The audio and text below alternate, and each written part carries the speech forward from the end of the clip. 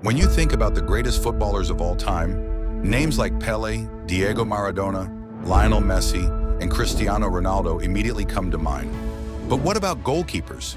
Despite their crucial role, they often live in the shadows of strikers and playmakers. Yet one man emerged from that shadow to change the game forever: Lev Yashin. The only goalkeeper in history to win the Ballon d'Or, Yashin wasn't just a player, he was a phenomenon. His acrobatic saves, commanding presence, and revolutionary techniques didn't just win games, they redefined the art of goalkeeping. But who was Lev Yashin beyond the trophies and accolades? How did a young boy, born in the tumultuous Soviet Union during one of the darkest periods of the 20th century, rise to become an immortal name in football? Today we unravel the untold legacy of Lev Yashin, the Black Spider, the keeper who changed football forever. The early years, a child of war and hardship. Lev Ivanovich Yashin was born on October 22, 1929, in Moscow, during a time of great political and social upheaval. His childhood was anything but ordinary. By the time Yashin was just 12 years old, his world was thrown into chaos as the Soviet Union entered World War II. Like many children of his time, Yashin had no choice but to put aside any dreams he may have had and contribute to his country's war effort. He worked in factories, manufacturing weapons and tools to support the Red Army. Imagine this: young Lev, just a boy, hauling machinery through the snow, surviving on bread and sugar rations, and enduring sleepless nights of constant relocation. These years were brutal and left an indelible mark on his character. Perhaps it was during these times that Yashin developed the resilience, discipline, and mental fortitude that would later make him a titan in goal. From factory worker to football hopeful, Lev Yashin's journey to football greatness began not on the pitch, but in a Soviet factory where he was forced to work at the tender age of 12. With World War II ravaging Europe, many young people, including Yashin, had no choice but to contribute to the war effort. Yashin worked in a factory producing munitions, bullets, weapons, and tools for the Soviet military. These were grueling years, filled with back-breaking labor and little room for leisure or self-expression. Young Yashin found himself with little time or energy for football, despite his passion for the game. By the time Yashin turned 18, the strain of factory life had taken its toll. His body, already exhausted by years of hard labor, could not withstand the mental and physical pressure. Yashin's nervous breakdown led him to step away from football altogether.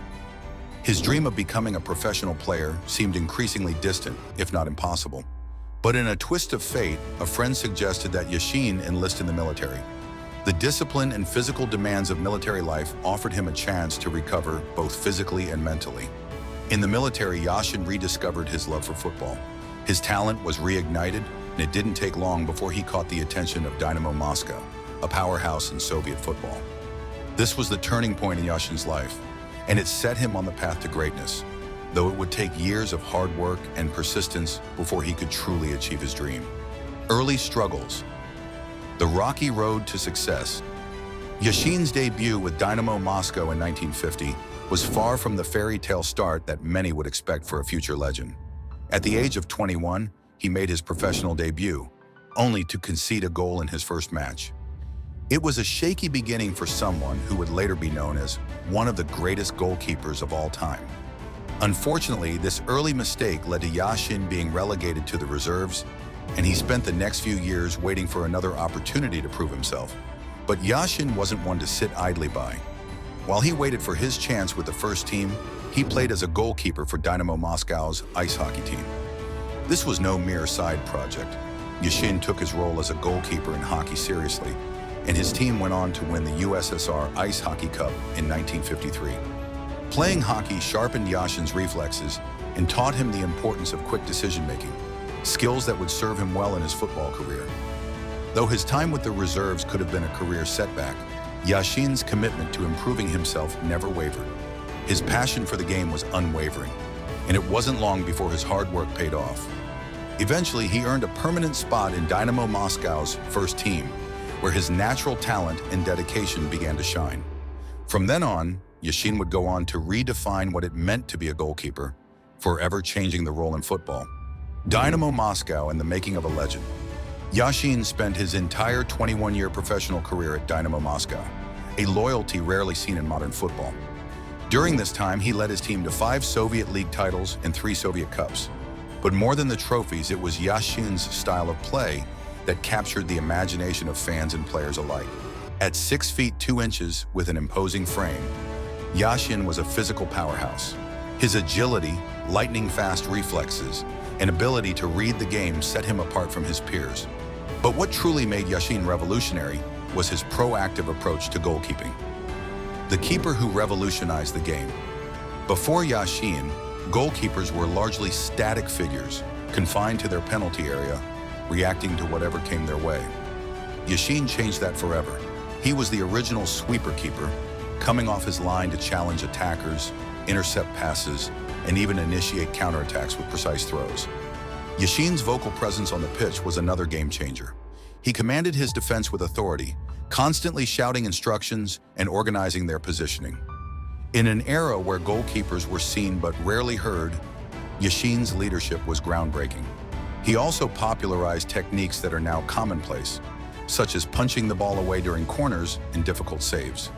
While others relied on catching the ball, Yashin understood the importance of safety and distance, choosing to punch the ball far away from danger.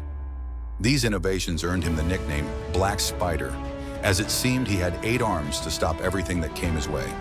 International glory with the Soviet Union. Yashin's prowess wasn't confined to club football. He was the backbone of the Soviet national team, earning 78 caps over his career. He helped the USSR win the 1956 Olympic gold medal in Melbourne and the 1960 European Championship.